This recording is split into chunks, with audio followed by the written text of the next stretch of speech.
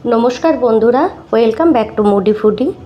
आमी अनिंदिता आज आपनादेर साथे शेयर करब सकल बांगालिर अति जनप्रिय एकटी माछेर रेसिपि।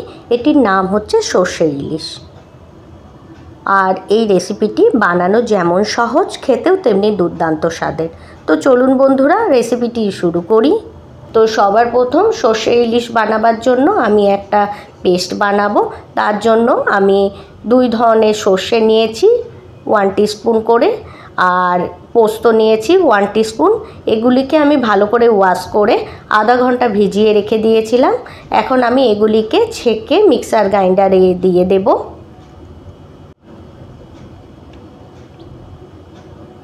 এই দেখুন বন্ধুরা দুই ধরনের সরষেকে আমি মিক্সার গ্রাইন্ডারে দিয়ে দিয়েছি। সঙ্গে সঙ্গে আমি এর মধ্যে অ্যাড করে দিয়েছি 1 টিস্পুন পপি সিডস আর 5-6টা কাঁচা লঙ্কা।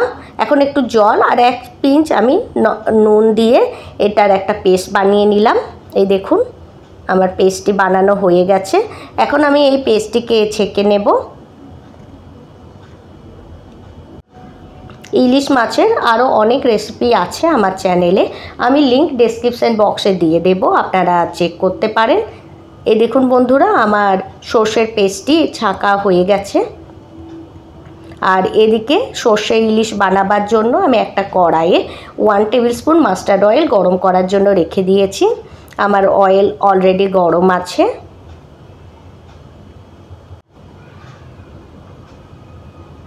এখন গরম তেলে সবার প্রথম আমি দিয়ে দেব 1/2 টিস্পুন কালো জিরে। এই টাইম গ্যাসের ফ্লেমটা লোয়ে থাকবে। আর সঙ্গে সঙ্গে এর মধ্যে আমি অ্যাড করে দেব 1 টিস্পুন হলুদ গুঁড়ো। এখন যে আমি সর্ষের পেস্টটিকে ছেঁকে রেখেছিলাম সেটি এর মধ্যে দিয়ে দিলাম। এখন এগুলিকে আমি মিক্স করে নিলাম। এদিকে সর্ষে ইলিশ বানাবার জন্য আমি ইলিশ মাছগুলিকে ভালো করে ওয়াশ করে নুন হলুদ আর লঙ্কা গুঁড়ো দিয়ে এটিকে আমি ম্যারিনেট করে রেখে দিয়েছিলাম। এখন আমি ধীরে ধীরে সমস্ত মাছগুলিকে এই গ্রেভির মধ্যে দিয়ে দেব। আপনারা চান তো মাছগুলিকে ভেজেও বানাতে পারেন, কিন্তু আমি এটিকে এইভাবেই বানাই।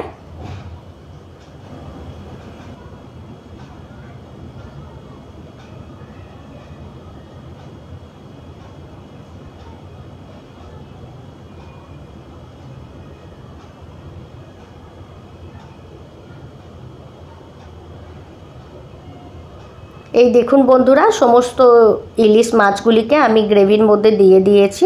এখন আমি এর মধ্যে অ্যাড করব স্বাদ অনুযায়ী লবণ। আমি মাছটি লবণ দিয়ে ম্যারিনেট করে রেখেছিলাম, আমি গ্রেভির হিসেবে লবণ অ্যাড করলাম। এখন আমি এগুলিকে মিক্স করে নিলাম।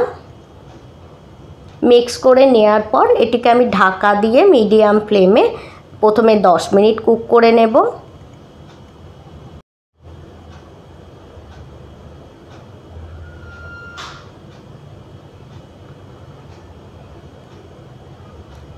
এই দেখুন বন্ধুরা আমার 10 মিনিট হয়ে গেছে।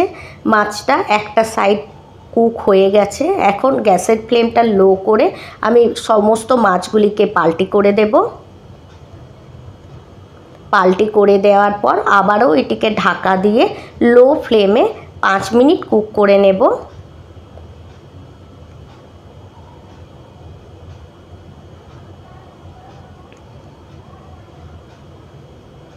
এই দেখুন বন্ধুরা আমার 5 মিনিট হয়ে গেছে।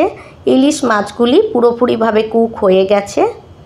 এখন আমি এর মধ্যে অ্যাড করব স্লিট করা গ্রিন চিলি আর অ্যাড করব 1 টিস্পুন মাস্টার্ড অয়েল। এটি আপনারা অবশ্যই অ্যাড করবেন, এটি দিলে এর টেস্ট অনেক গুণ বেড়ে যাবে। রেসিপিটি ভালো লাগলে রেসিপিটি লাইক করে চ্যানেলটি সাবস্ক্রাইব করার অনুরোধ রইল। আর আপনারা যদি আমার এই রেসিপিটি আমার ফেসবুক পেজ থেকে দেখে থাকেন তো আমার ফেসবুক পেজটিও ফলো করার অনুরোধ রইল। তাহলে বন্ধুরা আজকের জন্য এতটাই। Thanks for watching.